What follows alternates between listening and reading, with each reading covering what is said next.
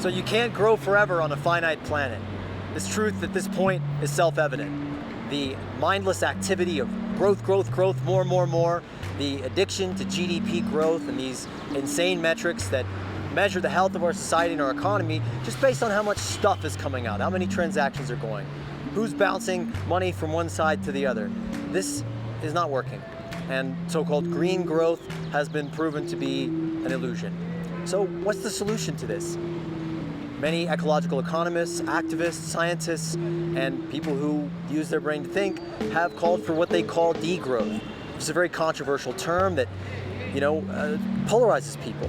Does that mean eco-austerity? Does that mean we're going to impose poverty and we're going to take away your cheeseburger and your car and all these things?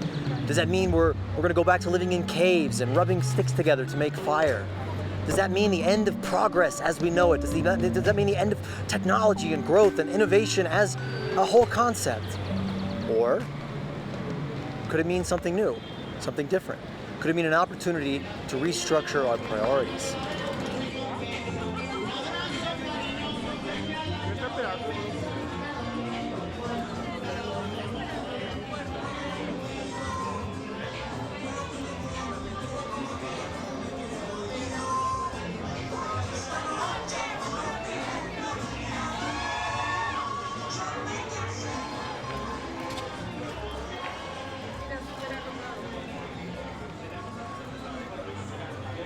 But what if the opposite is true?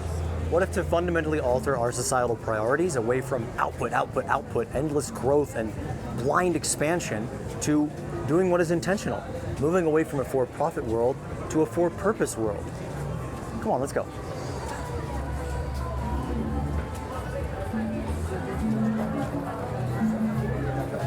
This is it right here. We're living on a walkable street, narrow, no cars, just people living in the moment. There's not a lot of extreme energy use going on right now. No one is burning anything. No one is churning things out. No one's destroying anything. People are living happily. If we reduce our energy demand, we can actually meet needs at a greater level. So you want a smaller cell phone. You want a smaller bill at the end of your meal, right? So these are the kind of reductions that need to happen. The decommodification of everything in life to move away from the wheels of this endless market activity so that we're doing things intentionally, on purpose, based on our actual needs, not the demand of the endlessly expanding game.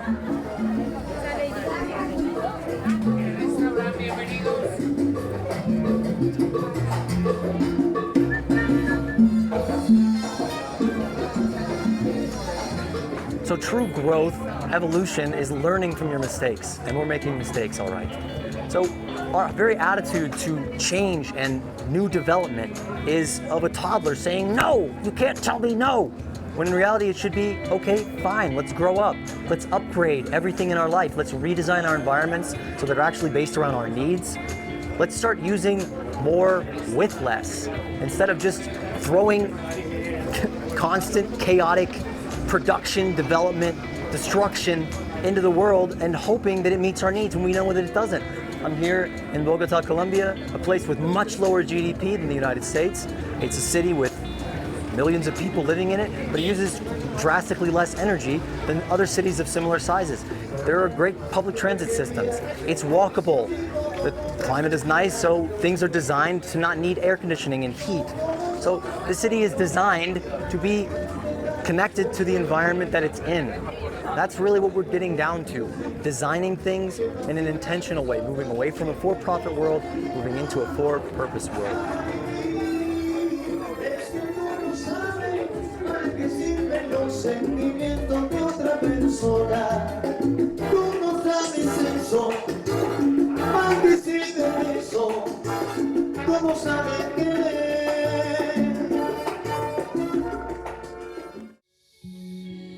The old world is ending. And we have the opportunity to rethink everything. This is a show about the systemic problems in our world. And the real solutions we have today. To transition from an apocalyptic storm of war, scarcity, and ecological collapse. To create an abundantly advanced, collaborative society.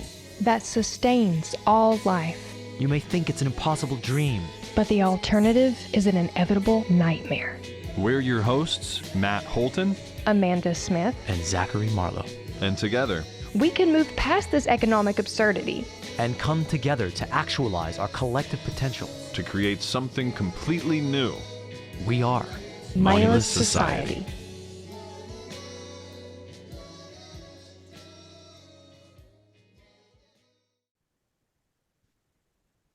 Okay, we are live, and we're here today with the great Timothee Parrique, I'm a researcher in ecological economics at the University of Lund. Actually, I don't need to introduce you. You just did. Okay. We're rolling. We're live. We're going here. This is the 21st century. We're blasting across the World Wide Web. We're using satellites to communicate with each other. We're at our little battle stations. We're going. We're going. All right. So Tim is an excellent researcher, an excellent voice of sanity in a crazy world that's destroying itself at an ever rapidly increasing and accelerating pace. And I think that is the essential thing that we're going to talk about today, which is the idea of degrowth, of scaling back, slowing down, chilling out, telling the economy to smoke a joint and go out on the lake. Basically, that's what we're doing. That's all we're advocating here. It's not that radical, right?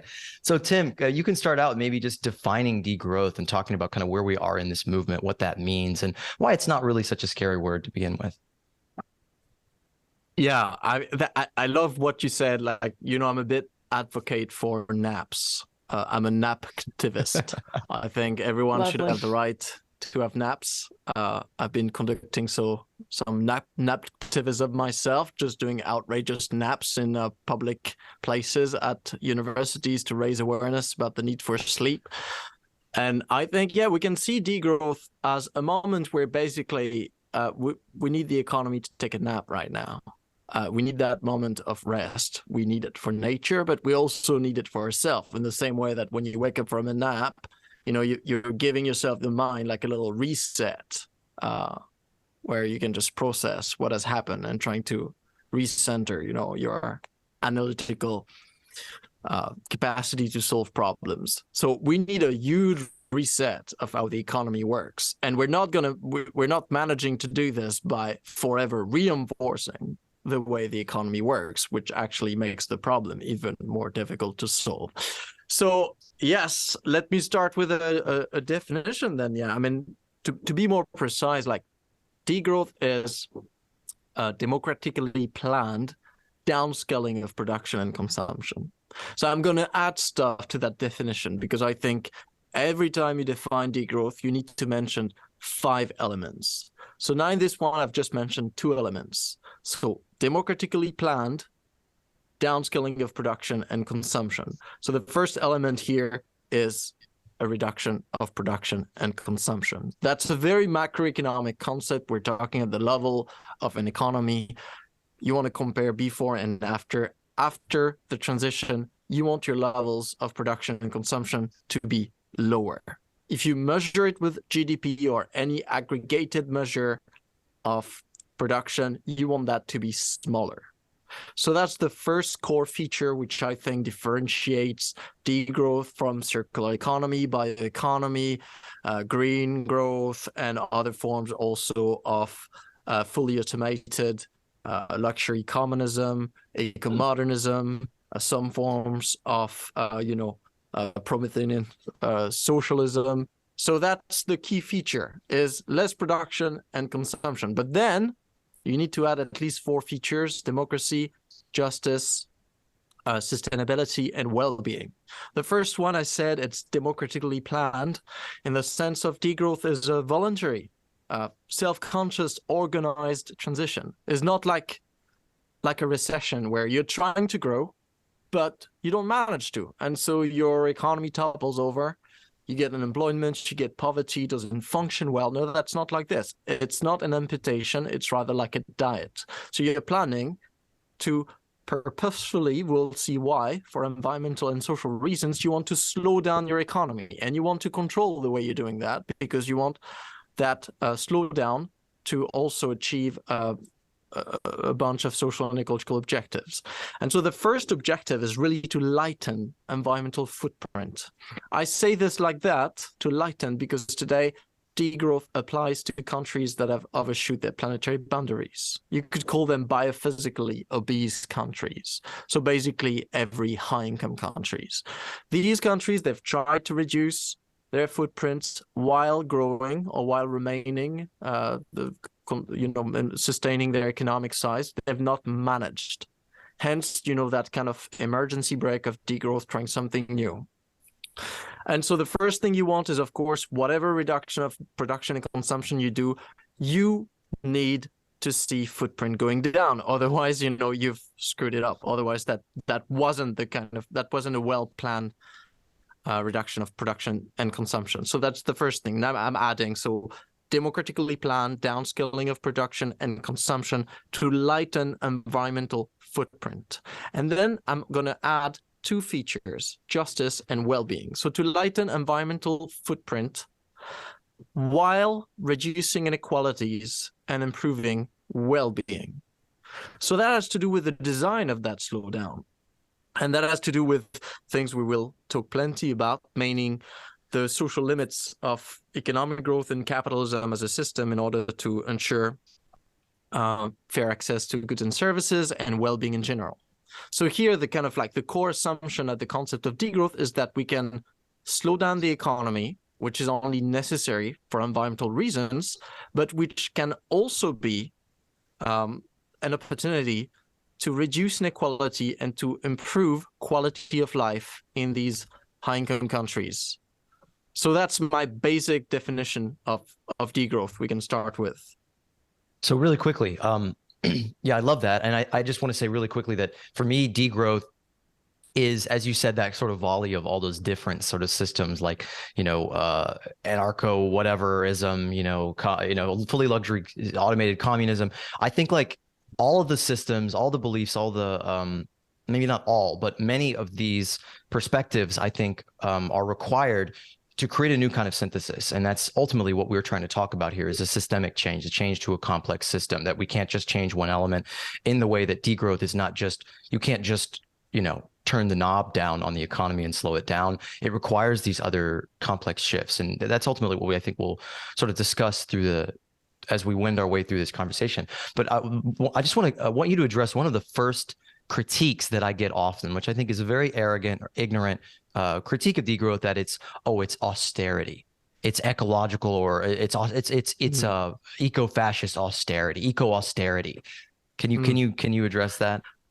That's a strange criticism, because austerity is basically it's a neoliberal strategy that consists in slashing public expenditures in order to stimulate the economy. So basically to maximize economic growth. And so I find it rather strange. Whereas if you look at what degrowth proposes in detail, basically proposes an improvement of public services, a widening of access to universal services like healthcare, housing, energy, food, all of that. So it's the contrary of austerity. I like Georges Monbiot that summarized it by saying, it's a private sufficiency for kind of public abundance. There's this concept of sort of like communal luxury. Jason Hickel, it talks about like radical abundance. So there's this idea of basically sharing more so that you can improve kind of like widely shared quality of life. And in that sense, is the opposite, I think, of austerity, which austerity suffers from these monomanic obsession for economic growth, in the sense where you're willing to slash a public service like education or healthcare, which should be the end goal of any economy. That's what we have an economy for, to organize the satisfaction of concrete needs. And austerity is basically, we're going to sacrifice this in order to maximize an imaginary indicator, GDP, or even more imaginary, the debt ratio to GDP.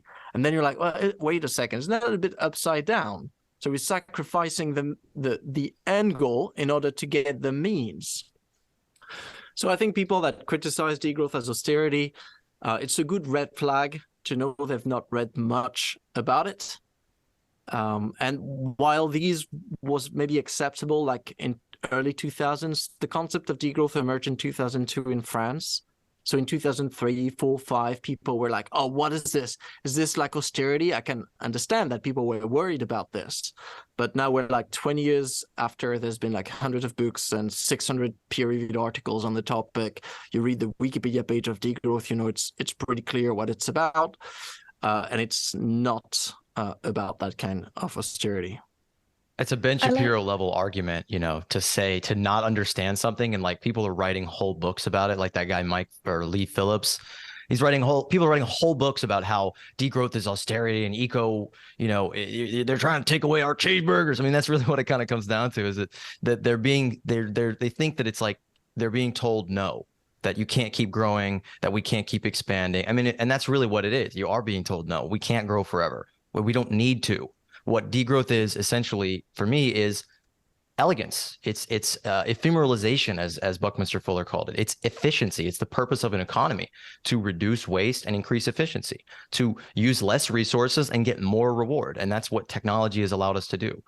Sorry, Amanda, you wanted to jump in there. No, you're fine. No, I just love the points that are being made here, especially that our friend here has pointed to the fact that what we have now is austerity in all the ways that the most basic needs are, as he said, slashed or, cut or withheld, for lack of better terms, for at ransom, for a price. Austerity is what we have now. If you think back to the blizzard that hit Texas in what was it, 2020 or 2021, and how so many people froze to death, and then they had these $1,000 light bills and whatnot, like having to pay exorbitant prices to access our basic needs. That's an abstract form of austerity, but the direct form of austerity we have is our government and corporations just blatantly holding what we need for ransom, and just doling it out a little bit at a time to us per how much labor or money we're willing to sacrifice for it. That's austerity. But being told you can't have your guns or your cheeseburgers or go to Disney World more than once a year, that's not austerity.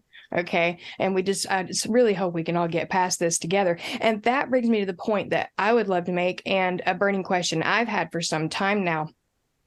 And to direct it to our friend here in particular, how do we put consumption back in the bag? That there's the saying, how do you put technology back in the bag, and so on, as if, whatever it is that's causing the problem, can you put it back? Can you clean up this spilled milk? Obviously, I don't think we can. Consumption has led us to such paradigm influenced by entitlement. We get to things like what Marlo was speaking about, these books being written about, oh no, austerity, they're going to take what we like away from us. But as you said, we're going to be sure that you have an abundance of your needs and wants, and in a way that is rational and efficient, better for the environment, better for well-being, which I'm pretty sure translates into public health. Yes. So how would you tell somebody, such as what Marlo mentioned, speaking to this, oh no, don't take these things, these plastic doodads that I love so much, buying impulsively when I'm checking out at Walmart with my groceries, because I think that's what a lot of people envision, is that all the fun will go away. All of the little things that fill the void in their selves will go away. Instead of realizing that through efficiency and rational management of resources, that void will be filled in an organic way. Like they won't need all of this junk and waste to feel whole. That's where I think the twist is happening. Modern life in capitalism is not one of abundance and constant joy, and it's, at least for the majority of people. So the truth of the matter is, and that's a fact, and that's where ecological economics is useful, any economy has a biophysical metabolism. Like, imagine your human body, and you need to ingest some food, and you need to find a place to reject your whatever comes out. Same for an economy. An economy is traversed by what we call throughput, of energy and matter and water going there and having impact on ecosystems. If you accept the fact that somehow ecosystems have a maximum carrying capacity, and they all have, that's just, ecological knowledge. That's what scientists tell us. A pond, a fishery, the climate as a whole, they each have threshold, which should not cross. That's the concept of planetary boundaries. Then it means that somehow we have a limited ecological budget, a limited carbon budget, limited water budget, limited land budget. And so basically, once you admit this, you realize that your economy can only expand in proportion to your ability to reduce, how nature intense your production is. But you also realize that somehow the idea of exponential growth, so that economy like doubling and doubling and doubling and doubling, it's not going to work for a very long time. You can have, slow growth at moments where you manage to clean up your production for a bit, and that can last, but at some point you're reaching the limit. And once you admit that somehow there are absolute biophysical limits to economic life, then you're faced with a question we don't often discuss: sharing. Once you have a limited budget, we need to share. And that's the problem today. Out of the very limited carbon budget, the large part of it is being monopolized by a minority of people who, yes, have a nice life, but that means it deprives the majority of others from means of well-being. And so degrowth, in the sense of a better, more equitable sharing of our limited natural resources here, for me, is a pathway to improve well-being. Is there a way that you would better describe the concept of sharing in the economy that you speak to? Because what I encounter a lot is when you tell people that we need to share in some sense, they automatically assume you are saying that you're okay with scarcity. They interpret that as we would be in a place of tangible scarcity and being forced to share things like some, dystopian communist landscape or something. Yeah. So here we need to do a bit of economic theory. So basically, there are 4 different ways where you can transfer the ownership of goods and services. So basically, we call this protocols of allocation. So the way we move things in the economy once they've been produced. One way we know very well is market exchange. If you want to transfer, like if you want to give me the chair you have in your office, I can give you money, you give me the chair. We exchange that chair. That's transactional. There are 3 alternative ways of allocating things in the economy. There's political attribution, there's reciprocity, and there's the logic of the gift. So basically, you could give me the chair for nothing. I'm your friend, and I need the chair, and you're like, well, you need it, I give it to you. Or you could be part of, let's say, an object sharing network where you don't know me or what, but you give me the chair because you know that at some point in the future, when you need a chair, I'll give you back the chair. Many societies organize allocation with this. Or it can be a logic of, political attribution, in the sense of the municipality, the commons, the family, the state will somehow be like, we're going to take bits of chairs for some people and we'll give it back to others, either part of a retirement scheme or a redistribution scheme. Right now, in capitalist societies, and when I say capitalism, I mean like these societies where market exchange has become the kind of hegemonic means of allocation. So every time we think of allocating things, there needs to be more monetary transactions. So if you want to solve poverty, which, for example, poor people, they are living in scarcity, they need to have more money so then they can buy everything they need. If you're homeless in Paris, it's because you don't have enough money to rent an apartment from a rich person owning that apartment in Paris. You could say, you need some money to rent. Or you could also say, wait a second, what if housing wasn't a commodity? Was if instead of using the market as a means of allocation for housing, we had another system? It's not science fiction. If you go to the city of Vienna in Austria, they don't have a market for housing, or actually they have a very specific ways of allocating. 60% of it is social housing. So it's not a market. It's a queue system with specific protocols, a bit like organ donation. So if you have a young kids, family, blah, blah, blah, migrants, you can skip ahead of the queue, depends of priority. It's a complex system, but that's how it allocates. Doesn't matter if you're a billionaire or if you're a minimum wager, doesn't matter. And then the rest is not-for-profit market exchange. So basically, houses, they're owned by kind of not-for-profit associations with controlled prices. So then it's more a logic of reciprocity. You buy your apartment at a limited price, and you will you kind of vouch to sell it back at the very same price. And we see that today. I think one big part of degrowth, a part that people don't really understand, because here it's a qualitative change, it's about decommodifying the economy. Many things we used to allocate using the market exchange, now we will do it politically using the logic of the gift, the reciprocity, and market and political distribution, which, and then that's my argument, can be just reduce inequality and improve well-being, because then these goods, essential goods and services, they'll be more accessible to all the people today who don't have access to them. That's the key word right there. Oh, I was just going to say that's the key word there is access. And we talk a lot on this program about an open access economy, on an access system where, you know, we eliminate the market altogether. And that's really what we're working toward. We're working toward the decommodification of everything, because if you really get right down to it, there, you know, eliminating that arbitrary sort of a hierarchy of needs that says, you know, you don't need social goods to live, that you don't need things that increase mental health. You don't need, you know, XYZ to live. Like, what should be commodified? I personally believe, and I think that many social scientists are agreeing, that first of all, a lot of these commodified goods and luxuries don't actually improve happiness. You know, to say earlier that, you know, the Western nations are living a good life in comparison to the peoples that they're systematically depriving to get the access to the things that they want, and closing them and extracting their resources so that they can enrich themselves.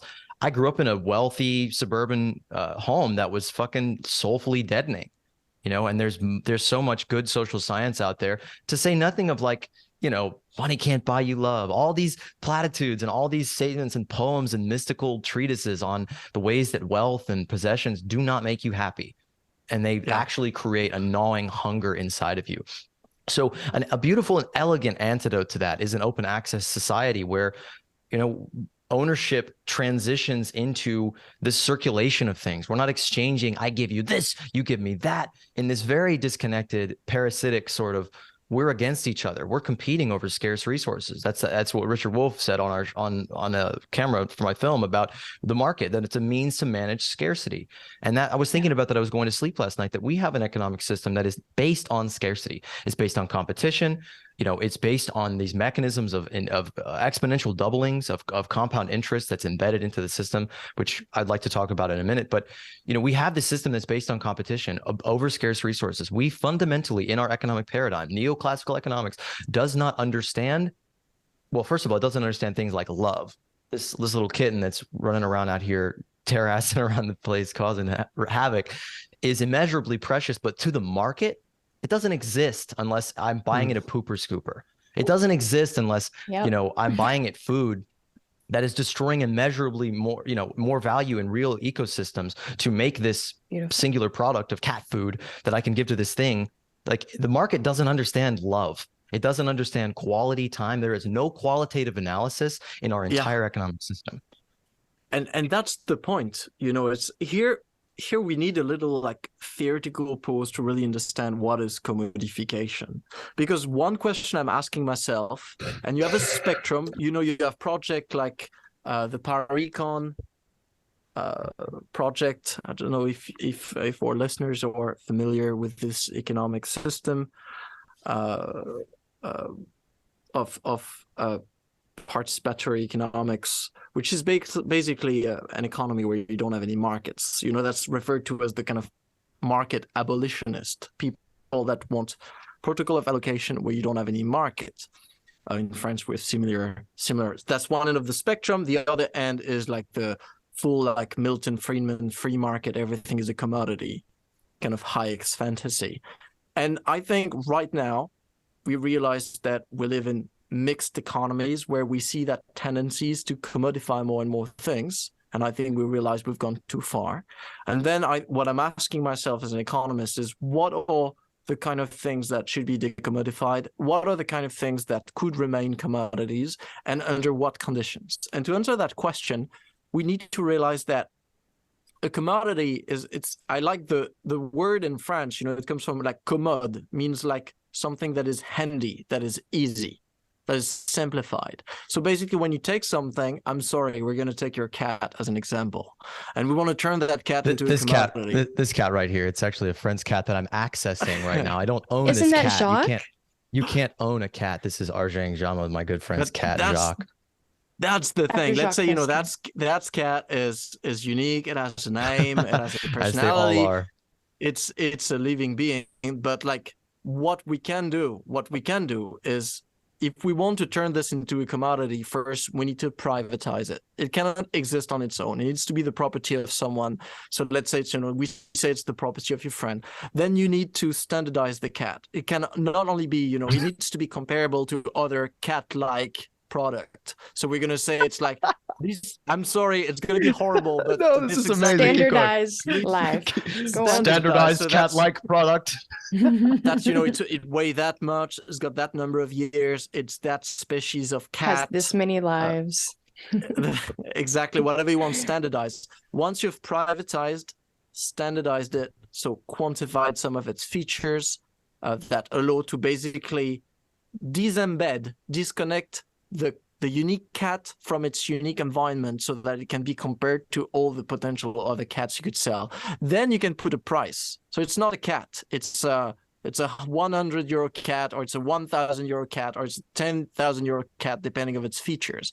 And once you've done this, you have simplified the existence of a cat so that the cat could fit within a market exchange, because a market exchange happens through price signals. So now, finally, we can make an economic decision. Someone sees the cat and be like, it's a 10,000 euro cat, too expensive for me, I don't buy it. Someone else see it. So you as a seller, you can maximize the price of your cat.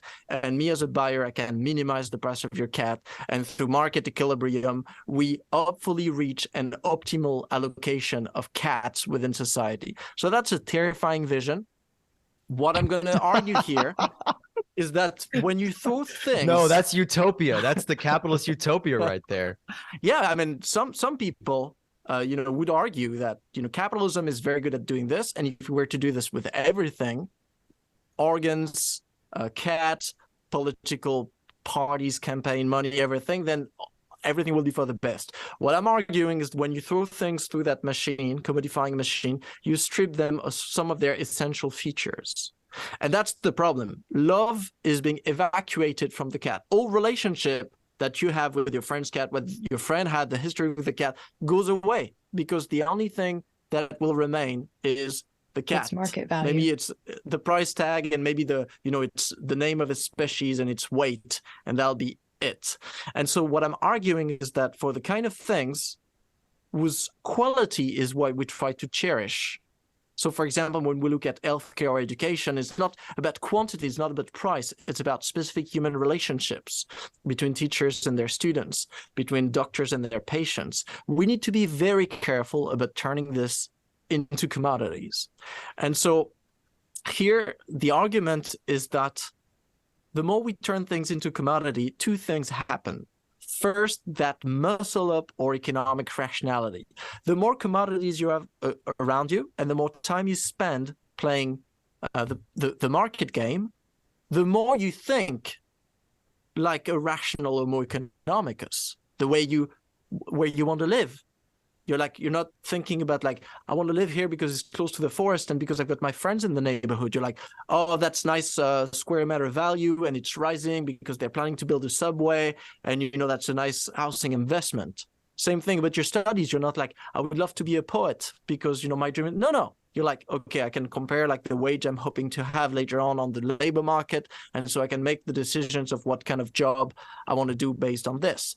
And the more we play the commodity game, the more we tend to see the world through the lens of commodity. And then all of a sudden, you discover a new species in the forest, or you have somehow an oil spill, and then you think like an economist. You're like, I'm just going to compare the cost of that in monetary terms. And here we evacuate all the social ecological complexity of life, and so we impoverish, I think, the way we see the world. That's the first risk, which is more on the analytical side, on the social kind of imaginary side.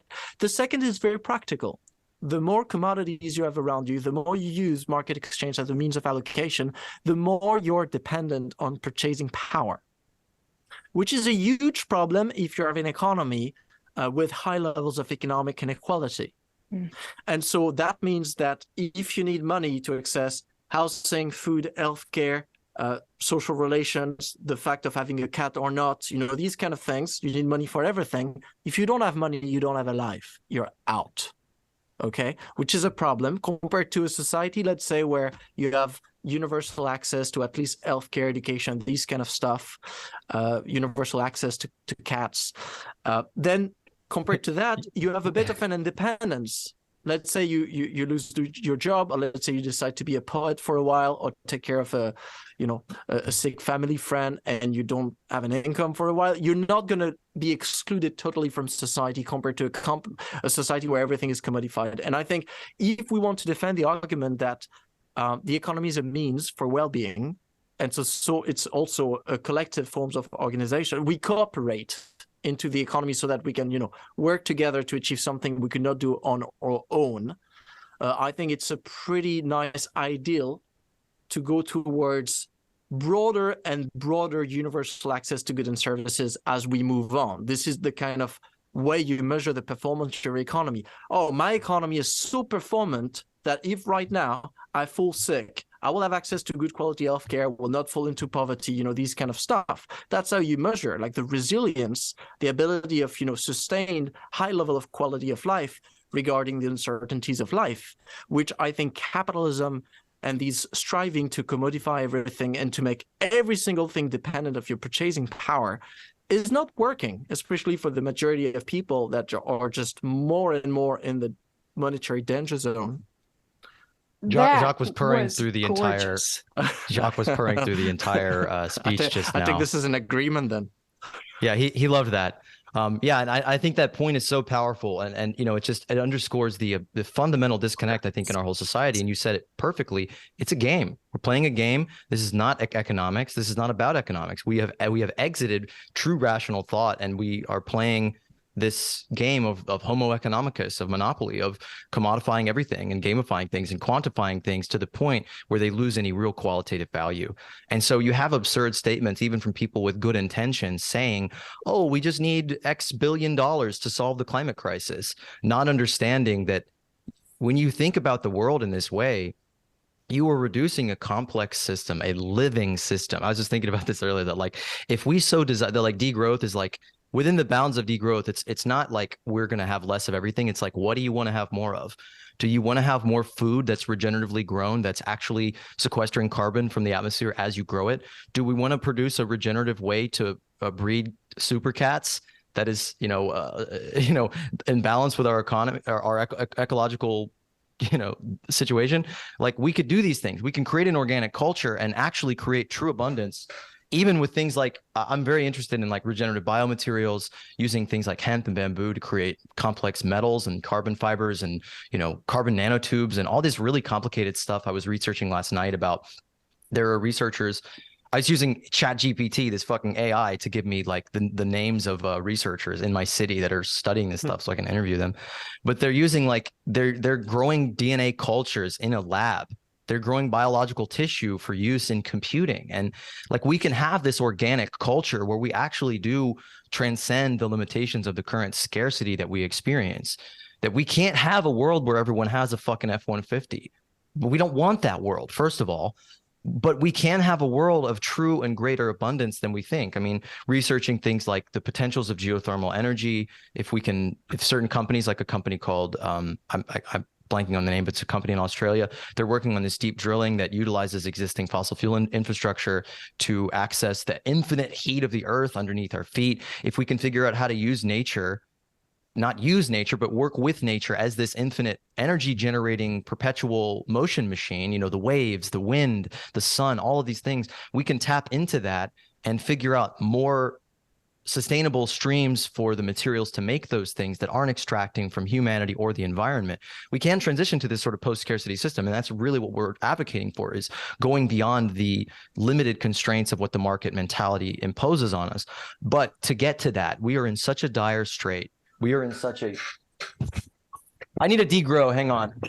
All my alarms are going off. I'm going to jump in if... This alarm just said hustle. It just said get up there and hustle and make money value for the market. That's funny. If I could just really quickly, three things. First of all, beautiful explanation of commodification. This is somehow the first time in 2 seasons we've arrived at this point of discussion, and it was absolutely necessary. People that are even remotely aware of commodification or pricing points or how it is we access things. Another wonderful point you made about allocation and the different forms of allocation. Obviously don't always understand the mechanism behind that. And so for people who may be struggling to keep up with this very dense dialogue that we're working our way through today, it sounds like what you're saying is the difference in austerity and abundance is the difference in commodification and decommodification. And seeing things through that lens, understanding that one of the 5 elements, as you said, right, 5 elements of degrowth is to decommodify things so that access becomes more open, right? And so that to me is kind of the summary of what you were saying there for a few minutes.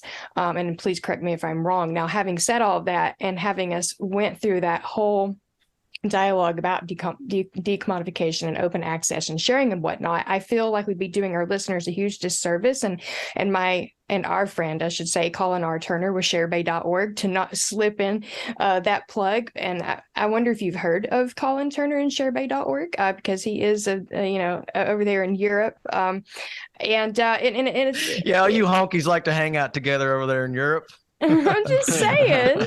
And I was okay. So it's early and now I sound stupid, but oh well. No, you don't. No, you don't.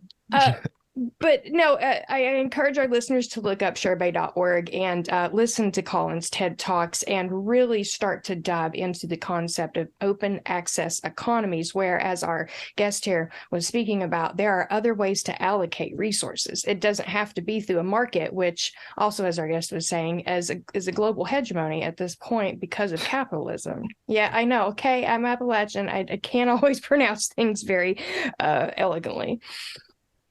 Untrue. Can I give just a concrete example of that so people can just understand, like, things we used to, like Airbnb. Mm-hmm. I mean, it's the perfect example of those are evil, by the way. 2 systems that do exactly the same thing. If you compare couch surfing and Airbnb, so both these are allocation platforms. Try to match people that have, an apartment you're willing to share with people that need an apartment at a specific moment in time. The 2 platforms are doing exactly the same thing, fulfilling the same function. We could live in a world where there is all apartments on couch surfing and Airbnb doesn't exist. We could live in a world where there is no couch surfing, where all apartments are on Airbnb.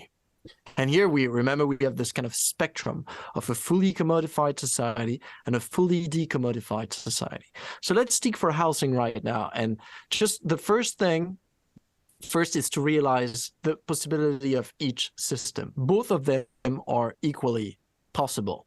Like, they do the same thing. So what we have to ask ourselves is, what kind of social dynamics do we see in a system organized like Airbnb, and what do we see in a system organized like couch surfing? And Tim, can I jump in real quick here? Yeah. Because I'm so glad you said couch surfing, because I fucking love couch surfing. Is my favorite way to travel. Hitchhiking is my favorite way to travel. Ride sharing. I'm a sharing buff over here. I love sharing. So I just actually used couch surfing to great success to finagle a absolutely beautiful choice, like couldn't have been better, floor with a mattress to sleep on in New Orleans at the height of Mardi Gras. Like, I found a really cool dude. I looked through profiles. I found this awesome artist dude. I'm gonna plug his name if I can remember it, but I'm blanking right now because it's early and we're accommodating our dear friend here who's in Europe. But yeah, so I had this experience with Airbnb where I was going to rent a place and ended up not doing it. Didn't go there. Canceled weeks in advance. The landlord, the micro landlord, was like, no, I'm not going to give you back a refund because, I'm losing out on money, on potential future money that you didn't even stay in my place. I still deserve a cut. I went through this horrible process of like this dehumanized, inhuman, antisocial reaction or anti-relationship with this commodified housing system that is so parasitic to the housing market, because people can buy up a house and they can Airbnb it out and make money off of it without really providing social value. Whereas the alternative is couch surfing. Like I found this Russian dude in LA last summer, and I lived on his couch for a month, and it was just me and like 6 Russian dudes living in this house, and it was awesome. We watched movies together. We cooked together. It was a complete exchange of cultures. We had this really beneficial, vibrant, social community vibe that you could never in a million years get from an Airbnb. Yeah. Even apartments in New York City is like 6 people who don't know each other. I'm in an apartment right now. I do not know the 2 people who live above me. We're not friends. We have no relationship. I think there are 2 points we need to make that are very important. Is like, people would say like, yeah, but on Airbnb, it's kind of like it functions better. You can do it faster. There's a high level of trust, of certainty, all of that. Also, you can just have access to apartments when people are not there, which is maybe not necessarily the case of couchsurfing. All of that has nothing to do with the way the system is organized. Couchsurfing could do this perfectly well. The first point is, the more you have apartments on Airbnb, the less you will have on couchsurfing. Because as we say, it kind of legitimate this kind of homo economicus lens. And 20 years ago, you're leaving town for the weekend or the holiday. And let's say one of your friends be like, oh, Marlo, you're just not there. Do you mind if we crash at your apartment? You'd be like, yeah, hell yeah, of course. I'm not using it. Yourself out. Today, people will have like, they'll be like, yeah, I could do that. Or I could put it on Airbnb and get that amount of money. So even though you don't do it, you always have what economists call an opportunity cost, and what I call an opportunity cost syndrome. Whatever you choose, you're always comparing, oh yeah, I could rent it for free. I could just, let my apartment be occupied by, migrants just arrived in the country that have no money to give them time to settle. But that would cost me this amount of money, which correspond to the money I would have gotten if I had rented my apartment on Airbnb. So here you can see that by removing the possibility of commodifying something, we actually enrich, we reinforce these kind of like the first thing, we incentivize, we create the possibility for more gift sharing. That's the first thing. And also, so this is for me, like, it's not only like we need to support couchsurfing and all of this. No, we need to deconstruct Airbnb so that couchsurfing can thrive. And why is that important? Because any reciprocity sharing network, works well beyond a certain threshold of, critical mass. That's the same for self-organized childcare circles. Same for, houses swap or couchsurfing. It works very well if you have a lot of people on there, because you go to a random city and then, you have access to an apartment. That's great. If you only have 20 people there, obviously it's not going to work. And so you're not going to put your apartment, you're not going to participate, and then that's going to crash. Another quick, really big point here, and this is something I'm just obsessed with lately because I think it's one of the fundamental truths of our society, is consensus, is that our whole society is based upon consensus. That because a lot of people use money and play the market game, it's dominant to the point where people don't even know there's other games, even though they're going in between the sharing economy every time they say, hey, can you please pass the salt? Or can I bum a cigarette? What David Graeber called everyday communism, where it's like someone hands you a tool. That's kind of an experience of sharing, We don't think about it that. We don't think about the glue holding society together being human beings sharing things without a commodity. Richard Wolff talks about the Thanksgiving dinner. Your mother doesn't hand you a drumstick at Thanksgiving dinner and you say, yes, $5, please. Like that would destroy families. So why don't we apply that same moral and ethic to the rest of society? And even, let me give you an even common example. Every single time you find yourself in a queue, like, a queue is a protocol of allocation. You go to a shop, you want to buy some whatever, and you queue. First arrived, first served. That's the principle of allocation. You could commodify this, and every time you arrive to a place, you have a market for fast pass, and the one that is most willing to pay will get first access. The second one will get second access. You could commodify this, and so it's been done in theme park. But most of the time, we have the experience of the queue as the kind of fair thing to do. And sometimes, of course, we have bypass. If you have an old lady that come or a pregnant woman, you're like, okay, go first, obviously. And then you can see actually the complexity in that allocation system. And so we that's, I love the fact you mentioned David Graeber, because in his work, it always reminds us that the first experience of social life we have is in the sphere of the gift. We're a baby and we're given everything for free.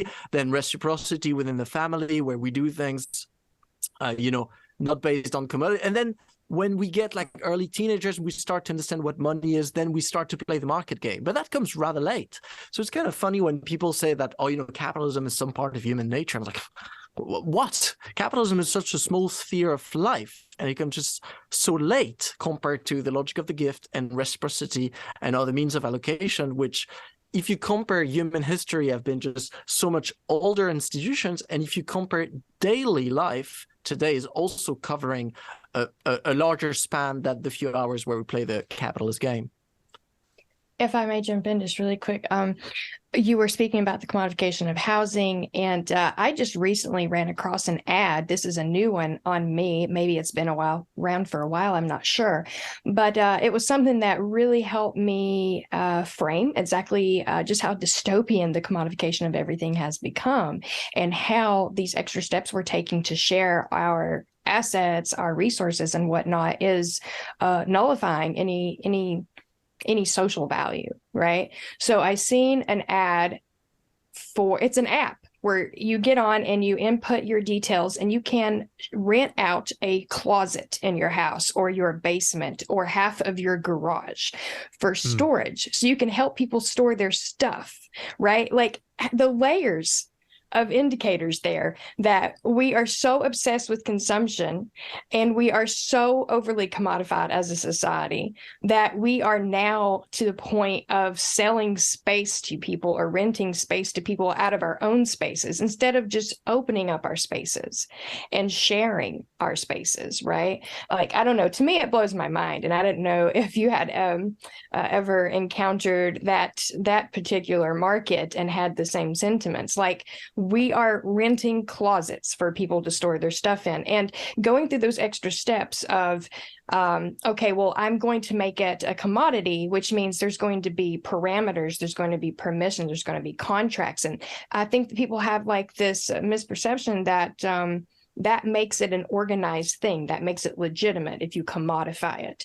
But no, really, it just, as I was saying, nullifies any social value that you could have provided to, like on a micro level between you and that person, and on a macro level within your community, because you're commodifying the smallest, simplest, basic need.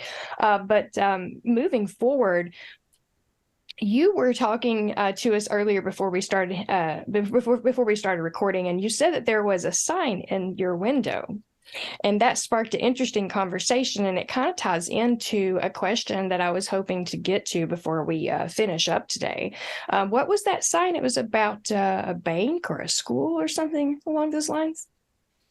Yeah, so I'm at the Department of Economics here at Lund University, and I can see on the opposite side of my office a massive credit card, which I suspect is a prize that's one of my colleagues at the department received from a big Swedish bank. So that gave this kind of like, big check, like huge like this, which looks like a credit card from that bank. And for me, that's a perfect symbol of what's like our money and financial rationality is today invading spheres of life where it should never be in. Like, science of anything is something that, in the same way science in politics, is something that should be devoid of financial interest. It's like the pursuit of truth and knowledge, and politics as the pursuit of justice and well-being.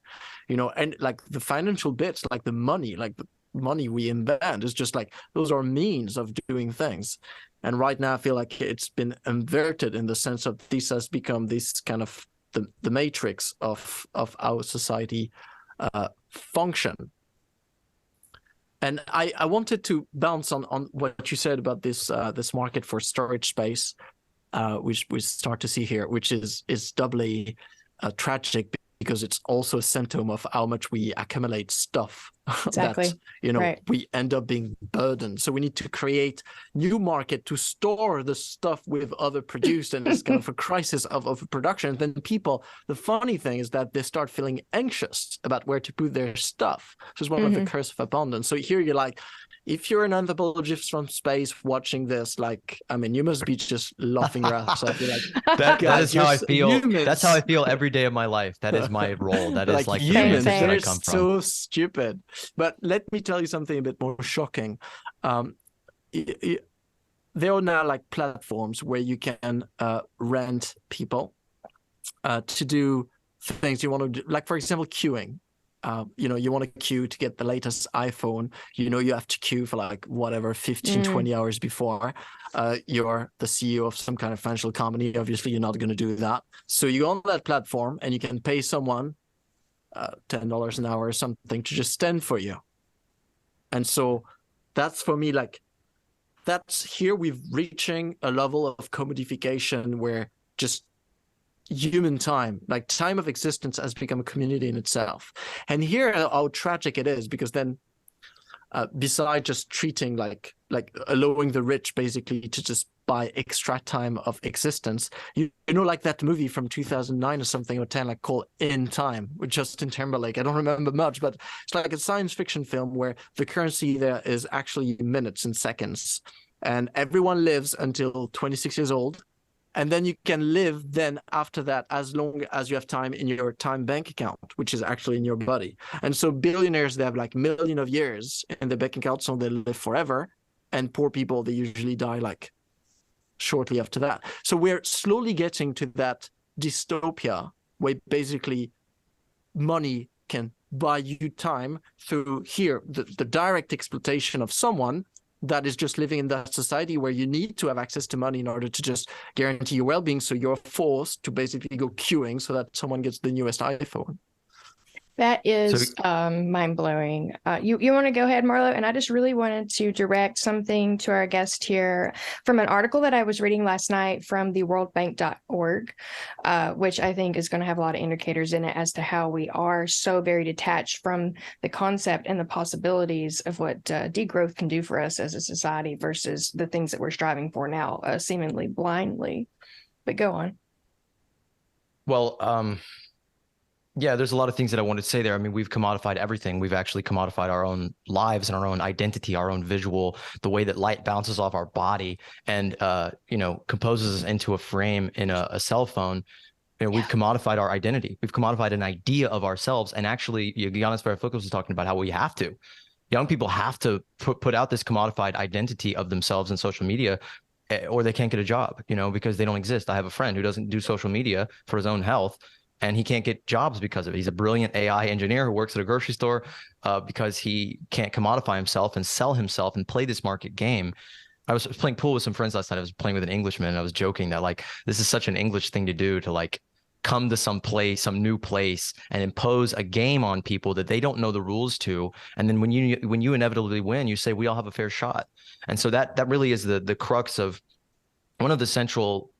Like you said, it's the matrix. It's money. It really is. I mean, it's so rare to find people, especially like economists, people who study money, who actually recognize what a social construct it is and what a toxic social pathogen that this thing that runs our entire life is. That it's. I was asking AI last night, like to give me lists of people who are against money, and it was like there just aren't many. It gave me like 5 people. I know there are more people out there that are like that. That's a limitation of the technology in part, but it's a true point that it's so rare to find people who will question the existence of this thing and say that there's not a threshold of commodification that we will tolerate, like indigenous peoples, as you said, who lived for hundreds of thousands of years without this.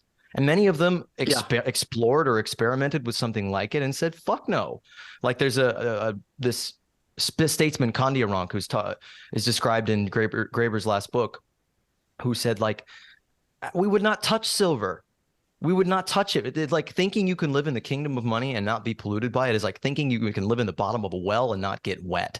So I just I couldn't help but like insert this into the conversation in some way, because I think this is one of the essential parts of the degrowth conversation that isn't addressed often. And it's the cause or the central driving mechanism of infinite growth, that we have a monetary system that is based on infinite exponential compounding interest, which is a feature that's existed from the very beginning of money. I mean, in Mesopotamia, there was compound interest, usury. They called it usury. We don't call it that. We just call it interest, as if it's a fact of life. There's a few things. There's a few things I need to bounce on here, because I think I've got a bit. I've got a more nuanced take towards money. As a social scientist, I think what I've discovered in my studies is that money is plural. So monies, they're really just diversity of monetary forms. And so, for example, if you compare the dollar as a currency and the kind of relationship that come with dollar relationship in certain markets, where you reach absolute toxicity, really something socially undesirable, and you compare this to, let's say, a local currency somewhere in the social and solidarity economy in France, these have two different social dynamics. And I think in the case of the local currency, the money itself, money is, you're right, is a social convention. So everything is socially determined into it. But that also means you can turn it into everything you want. The only thing you will never be able to just overcome is the quantitative aspect. So that's the ultimate limit of money. For things that are qualitative, let's say the intrinsic right of ecosystem to exist, that's something you will never be able to guarantee with money, because money is a quantitative instrument. But I'm not sure I would defend the full abolition of money, in the sense of if you imagine a society, let's say, the good old like marketplace, where once a week you go to a place for like 3 hours. That's the moment in the week where we're going to play market actors. We know each other, but to simplify that little moment of veggie exchanges, we're still going to use the medium of money. But that, of course, that medium of money is going to be framed by many social conventions. The way that money is going to be printed, it's going to be loaned, it's going to be destroyed. All of that integrates, ethical, cares for justice, stuff like this, redistributive mechanisms. But if you do so, I don't think there is then something inherently wrong about money as a medium of exchange, except the fact that is slow, that is just only quantitative. So in that sense, I think today these complementary currencies, alternative currencies, I think, as some people call them, and they're not all beneficial. I think, a Bitcoin, for example, shows like how you can create new monetary forms that might be even worse commodity. Not even money. Pure commodity, but than previous ones. But we also have pretty good examples of new monies that actually open up the transition to a post-monetary economy. And I give you a couple of examples because often in France, we have more than 80 local currencies. And some people, you look at a local currency that's going to exist for a few years and it stops to exist. And some people say, oh, it has failed. It's the failed kind of socialist experiment. You see some people return. The goal here, actually, for a local currency might be to fail, in the sense of, imagine you're in a little village like this, you're starting to organize your energy sufficiency, your food autonomy, and all of that from a capitalist setting where you're very dependent from the outside. And so maybe you're going to create a local currency in order to retake control of the economy by, democratizing, like monetary governance is giving you the means of, among citizens, invest in the project you want. You do that for a little while. And then as you do this, you're going to build a lot of relationships with people. You're going to get to know, and then you're going to get to trust them. And when you interact with people you trust, you don't really need money, in the sense you can have like a more like flexible reciprocity network. And so sometime the disparition, like the collapse of a local currency is good, because it means we've used it to the point where actually we raise trust level, which means now we can handle the daily things of economic life without the currency, or we just use it for certain things, or we just use it to handle certain commodity in certain place with certain people. And so here I think we need to have a bit of kind of a toolbox of different monies we're using, different ways of framing these exchanges, and also a kind of dynamic perspective of where we're starting from, this hyper commodified society, and ways of kind of escaping, sometimes gradually, into a society where gift, reciprocity, and kind of like political allocation, in the sense of democratically determined, like commoning style, self-determined allocation, is hegemonic compared to exchange allocation, which may still exist in the same way that gift exists today in capitalist society, is not the hegemonic form of allocation, and that today will just be reversed. I just want to say that I actually totally agree with just about everything you said. I think that there's a large conversation we could do in, multiple whole episodes on, like, breaking down individual effects of extrinsic reward, of ways that giving people an external reward for things and mediating exchanges does disintegrate trust over time. And there's a very complex thing. But yeah, I do want to give a shout out to this this group called, it's at Grass Econ on Twitter. And I saw this the other day, and it says, this network of community inclusion currencies in Kenya shows only the tip of the iceberg of the potential of informal economies using traditional practices of mutual aid and decentralized ledgers to form complex, adaptive socioeconomic networks. And you can see here, it's a beautiful rhizomatic, culture of all of these peoples using these different currencies that they've created for themselves. So I just want to say that I'm not for the abolition of money, because that's an arbitrary authoritarian gesture. And I don't think it's effective, and I don't think it's efficient. I think you're just going to martyr money, this thing that we can, as you're saying, we can make it obsolete. That's what we talk about on this program. That's our language. That's our tact. We're trying to create better systems where the idea of coming together for 3 hours at a farmer's market eventually just becomes fucking quaint, where we're like, we don't need to do this. We don't need this 16th century mercantile practice. We can design into our atmosphere, into our environment, means for generation of all the needs of life in a regenerative, cyclical, perfectly, harmonious and metabolically balanced form, that we can create and design a society that meets our needs essentially for us, with human participation at every turn. And as far as accounting, the actual accounting, because that's we talk about a resource-based economy, because our economic system is fantasy land. It's not an account of anything other than its own self-referential gaming metric. Its own internal logic is all that it represents. And it's of course a complicated thing. It represents a consensus. It represents the stake that the 1% has in its existence. It represents the state control that creates it. It represents all these other things, but ultimately it's not an account of our actual resource capacities. And so long as we, on a macro level especially, we think about this in terms of trading and barter, whereas we're talking about finance, we're talking about the large calculations and the algorithmic filtration system of decision making that mandates what occurs in society. So if we talk about changing our ecological situation and adapting to our changing climate, if we talk about really fluidly adapting to climate change, the mechanism of creating money and then, giving it to companies so that they can solve these problems ultimately is going to be the death of us all. And I think that's the central thing. There is such a nuance and as you're saying, a richness and a beauty and of a solution of solutions, of millions of transitional moments and methods and systems and relationships and redefinitions. And I think that there's no absolute, that we have to transition in all these areas. We have to walk our way from here to there. Just in the way that degrowth is not the end goal. It's not the end point. It's just a necessary thing we have to take to get to something. Phase. Yeah. And that's a phase, Mom. Of the transition. Capitalism is a phase. It's the teenage angst phase.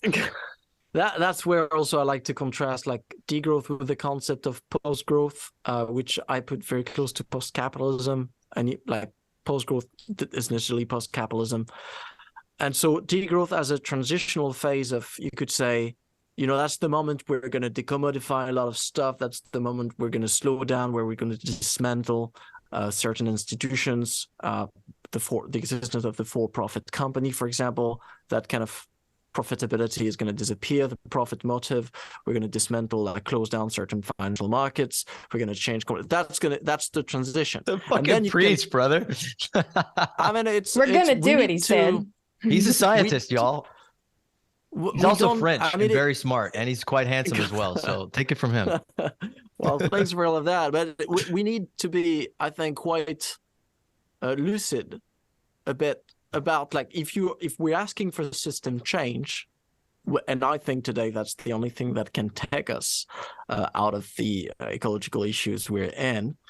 We need a total reset, and so there's going to be some significant changes during that time, but we need to differentiate analytically the things we need to do during that transition moment, and then the system that will continue working with it in the very long time. So that, for example, when we talk about degrowth, and very often people tell me like, oh, but look, this not-for-profit, decentralized, nice cooperatives. Do you want them to degrow? I'm like, or nice alternative monies and reciprocity networks and stuff like couch surfing. I'm like, obviously not. What these institutions, organizations, they're already living in a post-capitalist future, but they are not thriving. They're surviving in the cracks of, the capitalist matrix. What we want right now is to give them a space to thrive so that they can continue existing. And we want basically to expand that mode of thinking that these pioneers have created so that we could connect all of these spheres of society together so a full economy could function without the extractivist, productivist, consumerist, commercialist, utilitarist flows of the capitalist system we have today. So that's my first comment. But I want to say something very nerdy, and I'm sure people listening to that show are going to love that discussion. There's been that debate in ecological economics since 2013 on the question whether positive interest rate on money is creating a growth imperative. And there's been a lot of, I think, misunderstanding of that issue because it's a very complex question. And some people have argued with very sophisticated theoretical models, like mathematical models, that in theory, you could have positive interest rate on money in a non-growing economy. And indeed, that's true if you have so many conditions that are never fulfilled, especially not today. So, I mean, the reality of it is that today, the way money is being created, so it's been created, that monetary creation and destruction has been basically given as a task to for-profit commercial banks. And these for-profit commercial banks, they are making loaning and interest setting decisions based on their maximizing their profits. That institutional setting is creating a growth imperative. Okay, so right now is just about, I think, the big question is to realize that having access to money, like, should not be a commodity that you buy from someone. In the same way that you should not buy the right to vote or buy the right to have breathe air or just have education or buy the right not to die when you have a disease. These are the basic toolbox you need to be an active member of any society. So you need, what I am for, the decommoditization of money. That's the first thing. Like, money is a public service. Everyone needs to have free access to money, and whatever it costs to run a monetary system, that's being financed through taxation in a political manner, in a proportionate manner, in the same way we finance health and all of that. The difference when you do this, and many, like in Sweden, we have the yak bank movement, which is basically that, which has been existing for a very long time, since the 80s, I think, and as a bank since the 90s, where it's basically this, it's a large pool of people that decide to save money, and then that money is just being used for certain investment and then paid back, and then their own system. And they're kind of sharing through member fees the cost of running that system. No one is getting rich out of it. It's just very functional. It's just a way of having access to money when you want to repair or buy a house, or you want to invest in something. At the end of the day, that's what we should be doing. So the decommodification of money today, I think, is a priority, because for the ecological crisis right now, we're facing certain tasks where we need to mobilize resources, human resources, natural resources, and actually sometimes to demobilize certain natural resources. And often we can't, because we cannot have access to the money that will allow us to do these changes, because we're living in a society where everything is commodified, so power depends on purchasing power. And so you will have to convince either the banks or rich savers to give you money in order to do something. But that's not the way to go. It's not going to work that way, and it's not been working in the last few decades where we've been trying to do this. So I think here we need a total revamp, or moments where we decide as a society we create ourselves a purchasing power when we create money, and moments where we decide to destroy it. So proposals around like the idea of sovereign money as a kind of like more political system to organize the allocation of money, I think is a good step. And for me, in my thesis of the political economy of degrowth from 2019, I'm coupling this as a kind of sovereign money as a decommodification of money itself, leading then to a democratic mechanism of allocation where we can decide to even use alternative local currencies to have more precise means of allocation, and as these as kind of transitional instruments to go to what we discussed before, these kind of post-money forms of allocation, gift, reciprocity that we want to see thriving. Why do we want? And I swear I stopped talking after this, because as David Graeber said, that's the social glue right there. It's just like I think when you look at an economy, what you see through national accounting like GDP and inflation and prices is give you the impression of what this economy is about. But if you take away trust, gift, and reciprocity, any economy will collapse over days.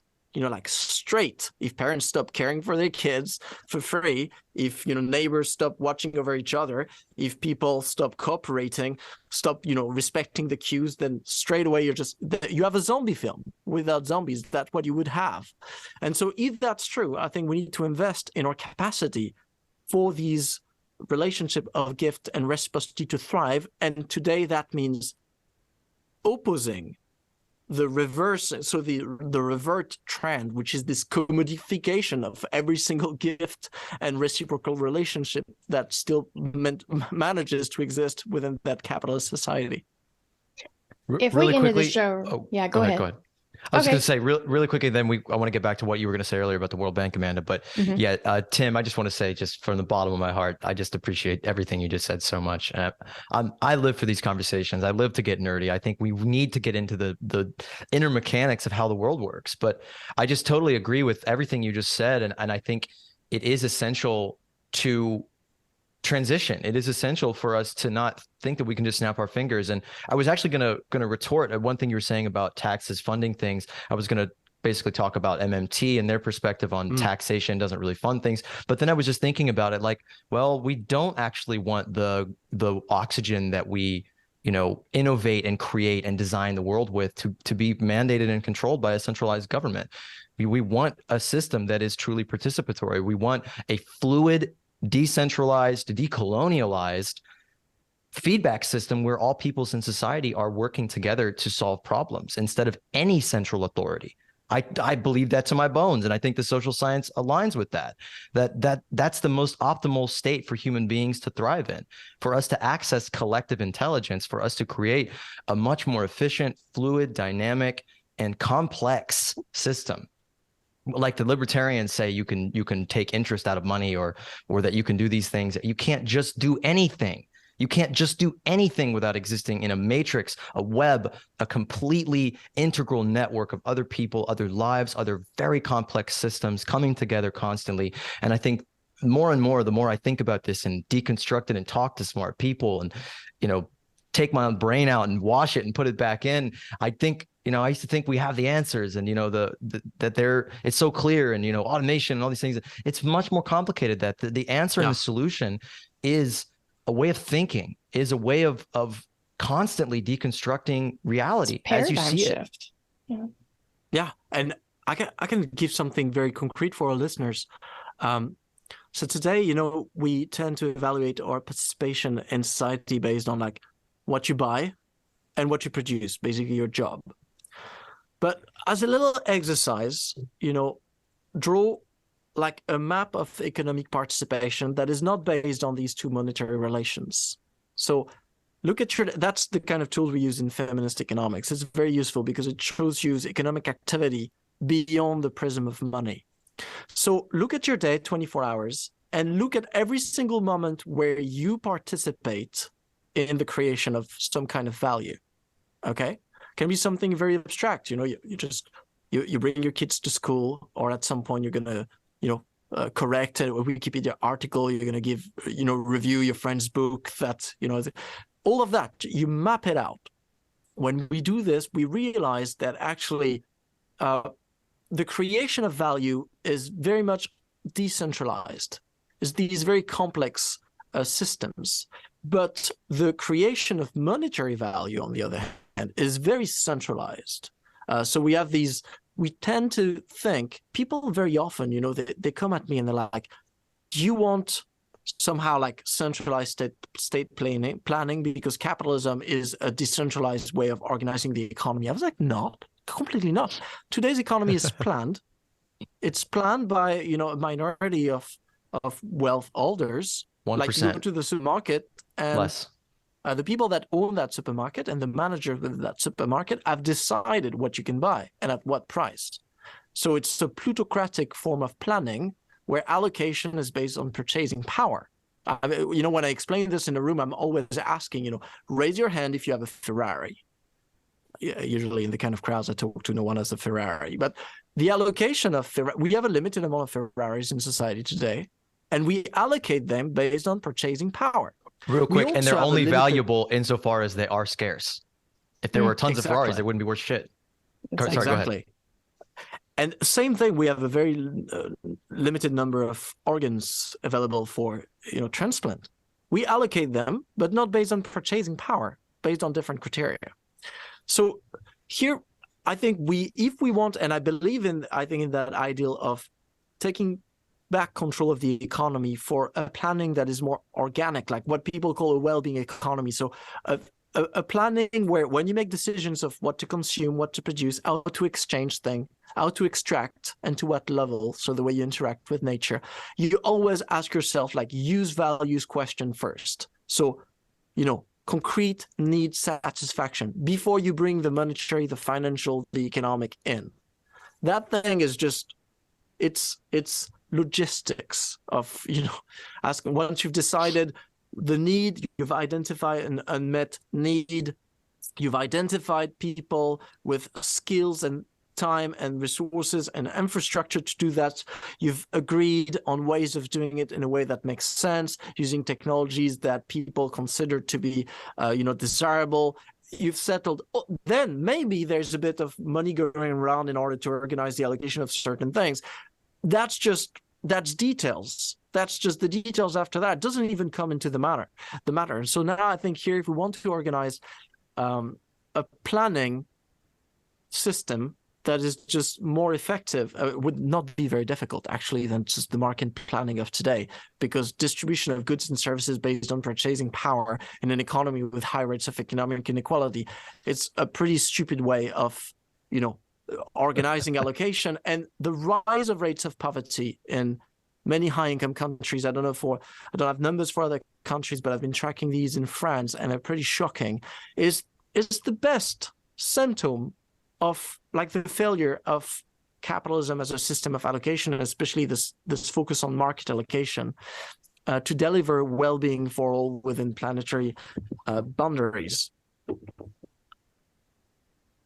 I think we could have ended the episode 15 minutes ago and it would have been still so many layers of value. And now you're just putting icing on the cake. And it is so cathartic. This entire conversation has been utterly gratifying, and I cannot wait for our listeners to hear it.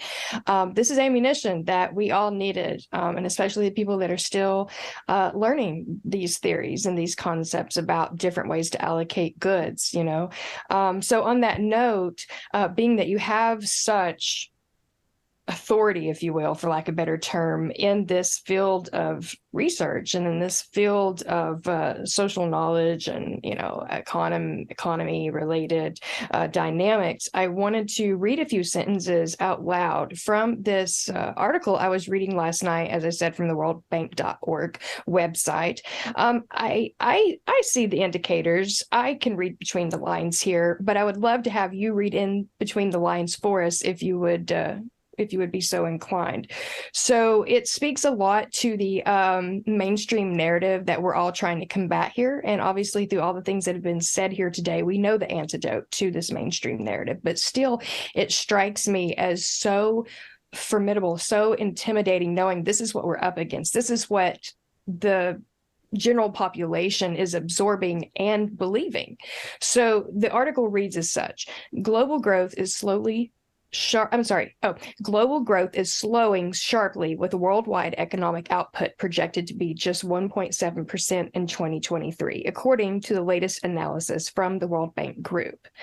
World Bank economists are warning that the downturn would be widespread, and any adverse development risk would push the global economy into a recession. Slowing growth affects 95% of advanced economies and nearly 70% of emerging markets and developing economies.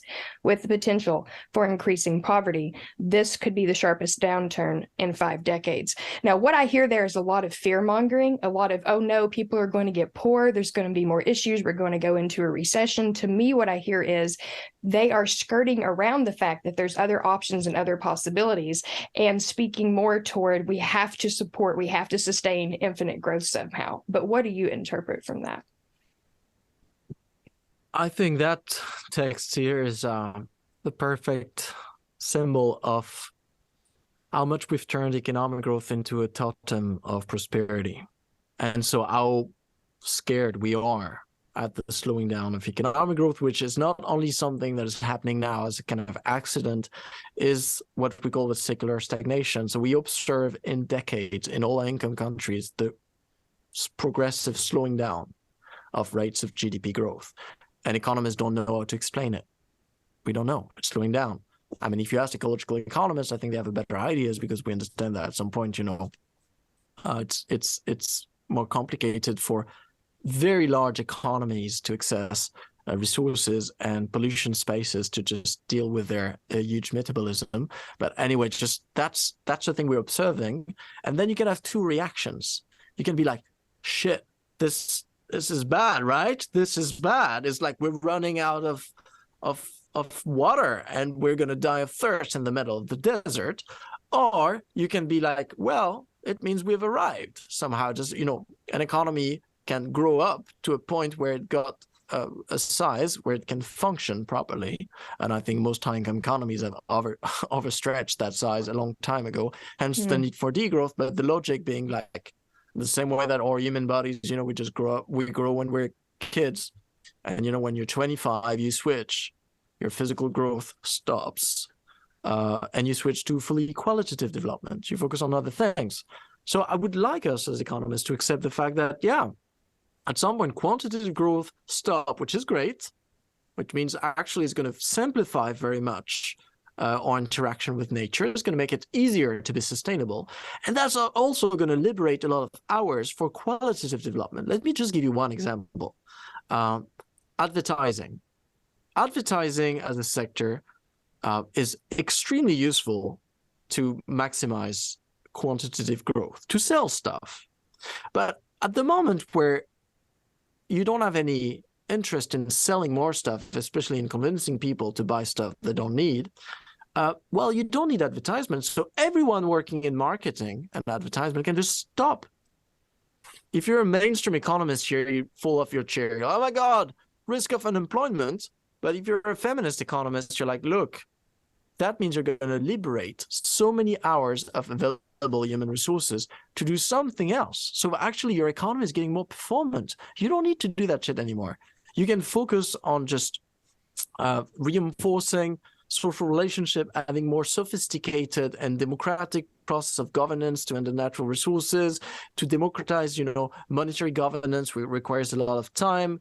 And so these kind of things. So for me, I'm more on the side of when I see an economy slowing down, first I'm like, whew.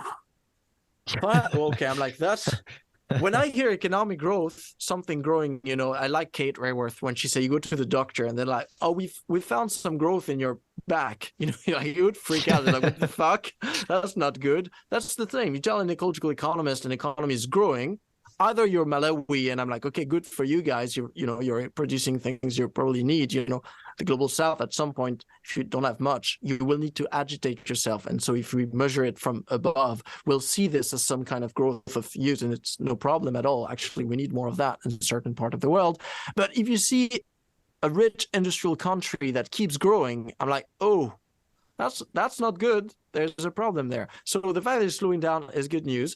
It's not problem solved because we have accumulated decades of overproduction and overconsumption, which, I mean, you can link to ecological overshoot. So we need a hell of a diet, which is massive in countries like the US, Canada, and Australia, a bit smaller in European countries. So it's relative basically to your overshoot, but this kind of degrowth is going to be different in scales, same in spirit and qualitative as we talked, but different in scale. So for example, in the US, the decommodification of healthcare is going to be a tougher challenge than decommodification of healthcare in France, which is already partly decommodified.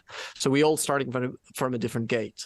But what I see also from this text is like, and I think sometime like in 100 years, we'll read these out like in museums of economic history, and kids will be marveling like, oh wow, you know, how were people so obsessed? In the same way that when you look this account of anthropologists about like these pre-modern society that were sacrificing humans hoping it would just make like water rain, and you're a climate scientist, you look at this, you know, it's kind of cute. They thought that like human sacrifices had any correlation with the rain, and then in 100 years we'll look at this like it's so cute. Like in 2020 people thought that somehow like they would increase like they would sacrifice public services in order to raise GDP growth, and somehow they thought that was just correlated with well-being, like idiots.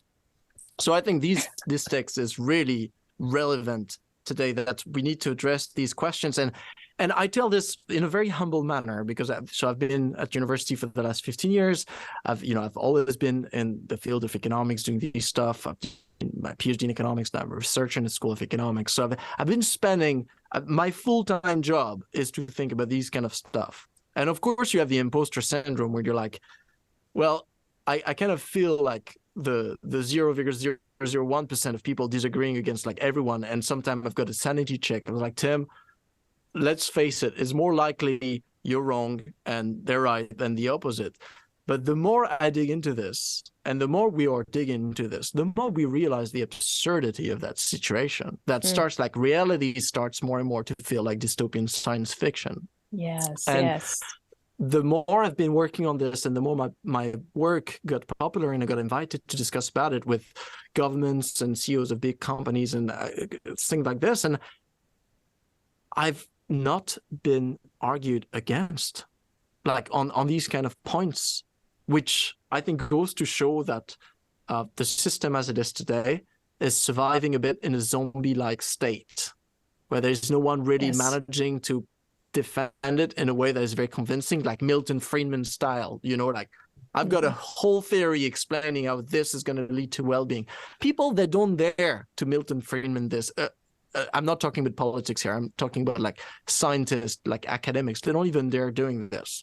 But the system kind of like survives out of the momentum of its previous years. And so here we have to just do a lot of dismantling, involving also dismantling in our collective imaginaries all these bogus theories, green growth, trickle-down theories that are still kind of like existing like zombie fallacies in our collective imaginary. I feel such a like a reflection in that like I for you know, in a very different way, professionally study these things too. I don't get paid for it. No, CEOs are not asking me my opinion on it, but all day, every day, I devote myself essentially to what I would consider the field of ecological economics. I see myself in that discipline more and more all the time. And that's the reality check that we need, is rooting our economy, you know, the way that we reduce waste and increase efficiency in life, in ecology. To be an ecologist is not enough. To be an economist is not enough. And I think that it's a very elegant and beautiful fusion. And I love talking to people like you. Anybody that calls themselves an ecological economist, those are my people. Those are people I want to talk to. But yeah, I just appreciate that so much, and appreciate the work you're doing. And I'm struck by there's a positivity in the fact that there's no argument. Like my friend Simon Michaud, I'm not sure if you're familiar with his work, but it's excellent work on minerals and energy, and just he's a great systems thinker in general. But he's in the same category where he's consulting with the World Bank and the IMF and all these institutes, and they don't really have arguments. And that's almost optimistic. But the truth is, we have constructed an absolutely an almost entirely automated system that exists without our control. And the philosophers of capitalism did this intentionally. The invisible hand of the market, that it's supposed to be uncontrollable.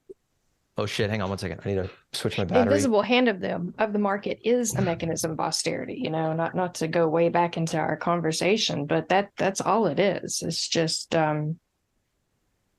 it's not regulation, it's dysregulation. It's a lack of structure, really. It's quite like controlled chaos, I think, capitalism especially. And just one small example, I guess, you know, and our listeners must know who Paul Krugman is, as a famous American economist. And famous American bullshitter. The biggest bullshitters. Oh, real quick.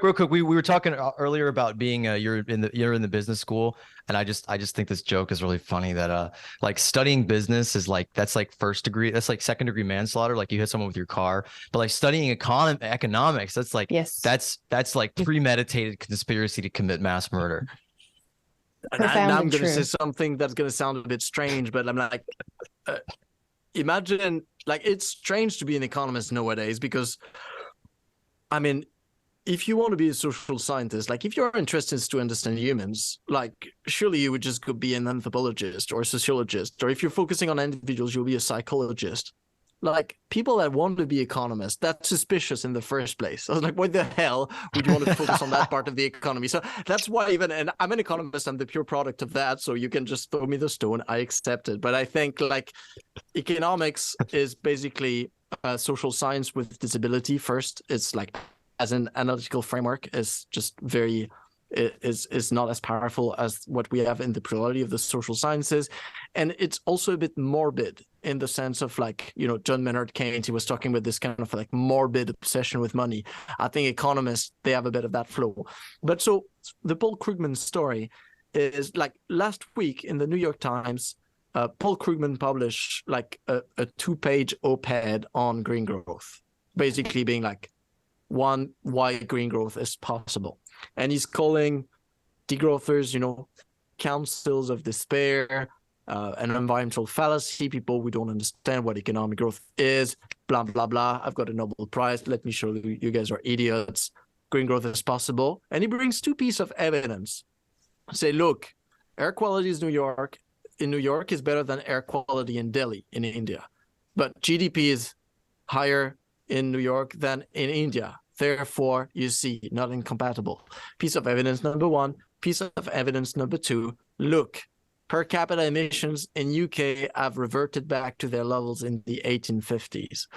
So that's these 2 pieces of evidence, which honestly, you know, I've been in a lot of pub talk about that stuff, like drunk pub discussion, like banter about green growth. I've never gone down to such a low level of like evidence. It's almost like standard it's grasping comedy, at straws. It's like saying we found higher levels of dopamine in this crackhead's head, therefore he's happier.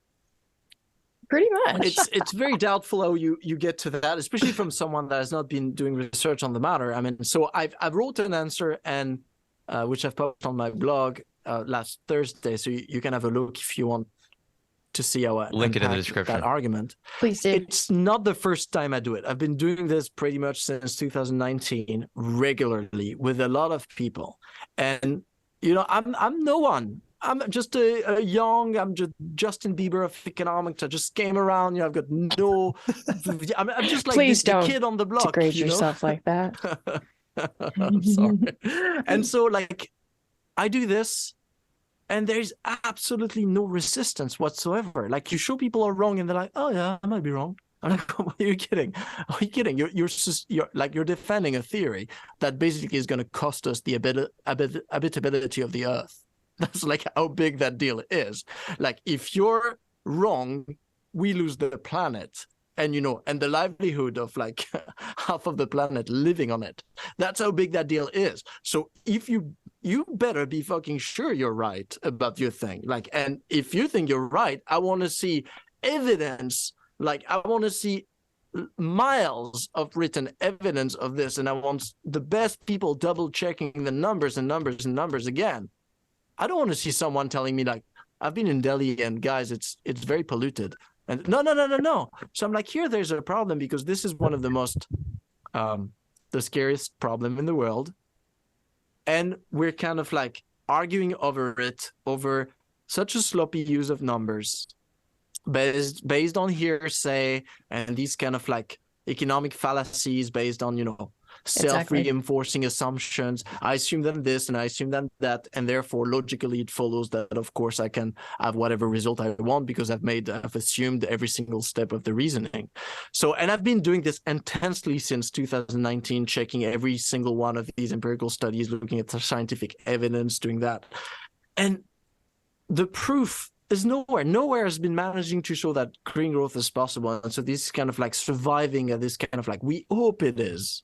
Somehow it's like the Loch Ness monster, it's like me too, I would like the Loch Ness monster to exist. Actually, it's a cool story. Same. It's a cool story, but if I had to choose, does the Loch Ness monster exist? If you're wrong, you die. If you're right, you survive. I will be like, you know what, precautiously I'm going to say no, because based on observation and what we've been trying to show right now, we've not seen the proof that it exists, and so therefore it's perhaps more likely it doesn't exist than it does. And even that comparison is like a bit more difficult than with green growth, because with green growth is not like the Loch Ness monster. We can actually look at everything we've been doing and measure it. There's no uncertainty. There's no 100-meter deep lake where we've not been. We've been everywhere. It's been studied, we see it clearly, all of that is available data. So again, if you have the proof to show us it's possible, where is it? I have not seen it, and I don't think anyone has it. And so in that case, why are we risking the future of humanity based on a bet that most likely comes out of just the assumption of some obsolete economic models created by some dudes in the 21st century? Which seems a bit like a risky bet.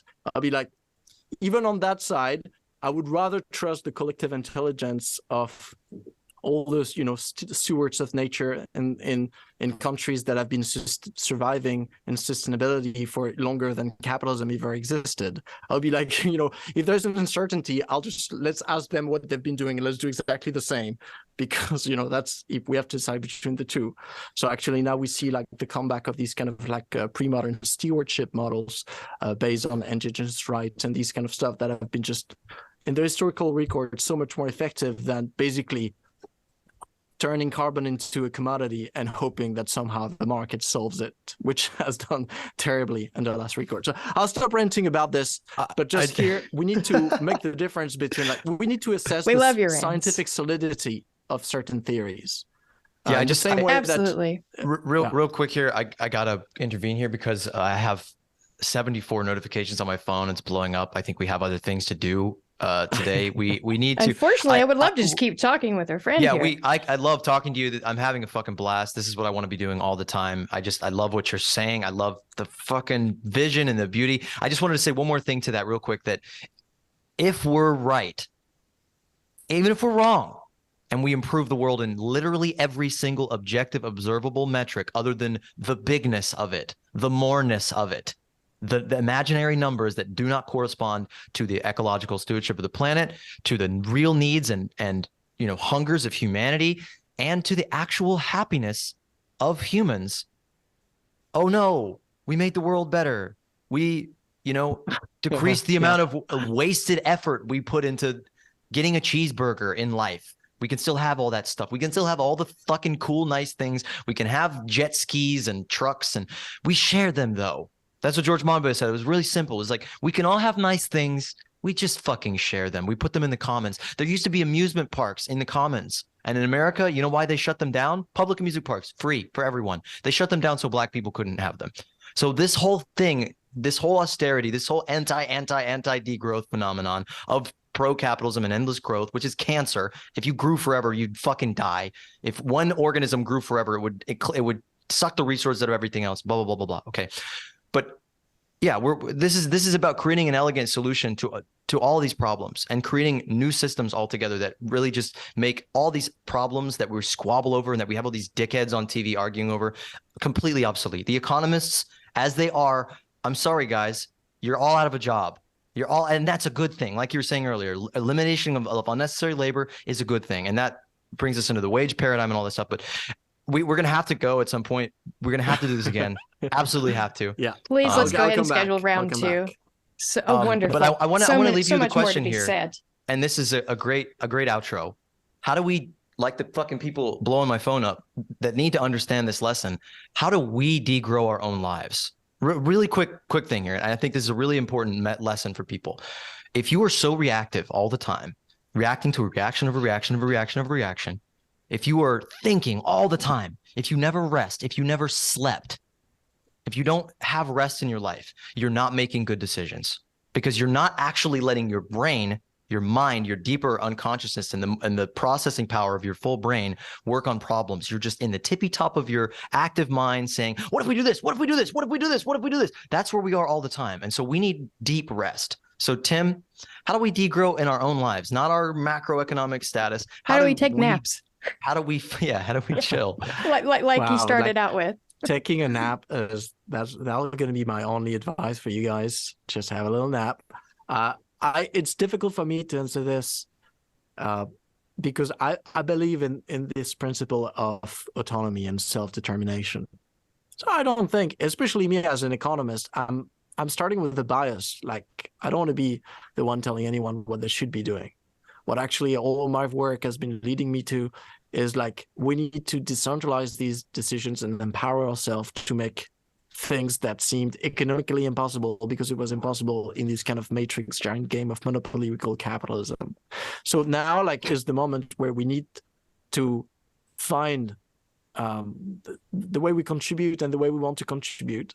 And all of that's going to be unique based on your position, your dreams, your history, and all of that.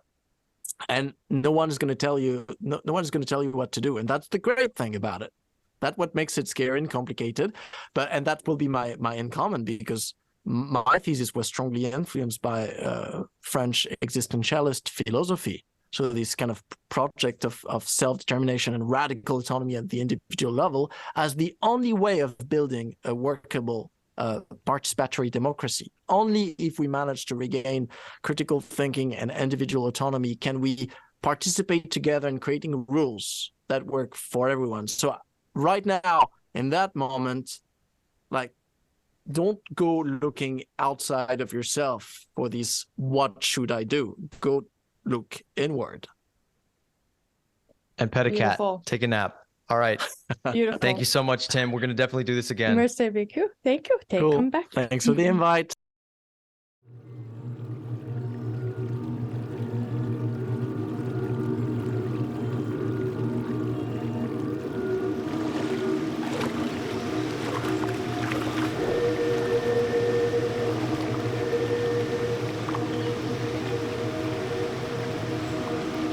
Come with me on a journey to the heart of the world. I go further than I've ever gone before on this quest to escape the shadow of the system and find real organic human life, still connected to the rejuvenating value system of nature above all. I'm in Colombia now, finishing up the first half of the adventure of a lifetime in a lifetime of adventure, to tell the stories of indigenous peoples in a battle of the life system against the money system that seeks to destroy the world.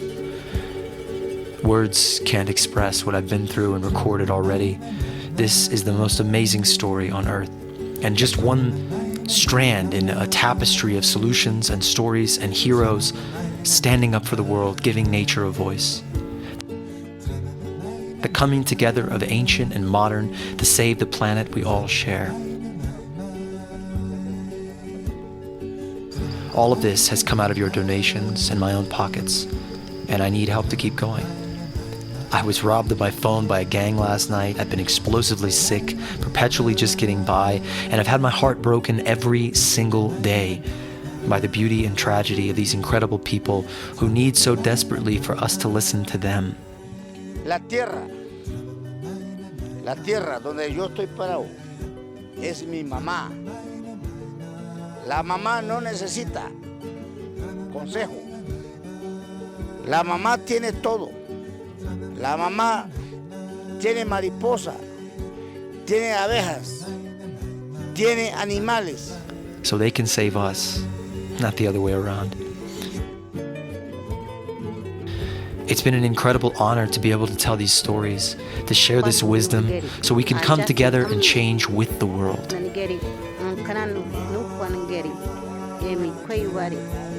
and come back to what just plain makes sense, to what is human, to what is natural, to what is beautiful and good. Porque pero realmente aquí en la Sierra Nevada está toda la sabiduría y el conocimiento de la gente. I'm gearing up for the next trip to the Ecuadorian Amazon to work with the Achuar in their efforts to protect their lands and waters from the fossil fuel industry. And I still have a long way to go. Interés de hacer mucho dinero destruyeron la naturaleza. Ahora como ya tienen sistema y dinero, ahora con el mismo dinero empiecen a sanar lo que es natural. This is a penultimate quest ultimately to connect to who we are and what really matters.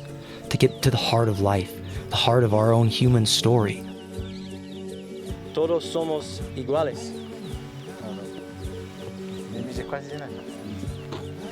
Muchas gracias, mi amigo. Mi señor, todos somos pueblo. Para el mundo. We are not separate. As humans, as living things, we are not separate from nature, and we need each other.